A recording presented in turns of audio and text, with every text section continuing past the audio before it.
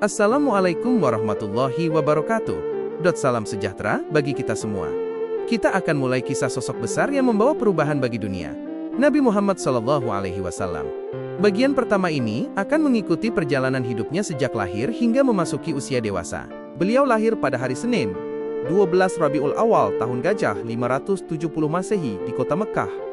Ayahnya bernama Abdullah bin Abdul Muttalib dari suku Quraisy Bani Hashim, keluarga bangsawan yang terhormat. Ibunya adalah Aminah binti Wahab. Sayangnya, ayahnya wafat di kota Yasrib sebelum beliau lahir.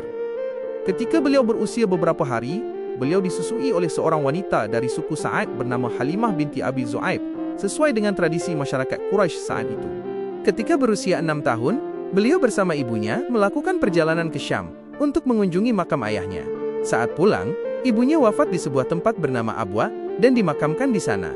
Beliau kemudian diasuh oleh kakeknya, Abdul Muttalib, pemimpin yang soleh dan banyak mencintainya. Namun, kebahagiaan itu tidak lama. Ketika beliau berusia 8 tahun, kakeknya juga wafat. Setelah itu, beliau diasuh oleh pamannya yang penuh kasih sayang, Abu Thalib bin Abdul Muttalib. Sejak muda, beliau menunjukkan sifat yang luar biasa, jujur, pekerja keras, dan selalu menghindari perbuatan dosa serta kebiasaan buruk yang umum di Mekah saat itu. Orang-orang mulai mengenalnya dengan julukan Al-Amin, yang terpercaya, dan As-Sadiq, yang benar. Pada usia remaja, beliau bekerja sebagai pekerja lapangan, dan kemudian sebagai pedagang. Beliau pernah ikut dalam ekspedisi perdagangan ke Syam, dan di sana terjadi peristiwa di mana seorang nabi Kristen bernama Bahira mengenali tanda-tanda kenabian pada dirinya. Ketika berusia 25 tahun, beliau dipercaya oleh seorang wanita kaya dan terhormat bernama Khadijah binti Khuwailid radhiyallahu anha untuk mengelola bisnis perdagangannya ke Syam. Hasilnya sangat baik, dan Khadijah radhiyallahu anha terpukau dengan kejujuran serta kemampuannya. Setelah melalui proses yang sesuai dengan adat, mereka menikah.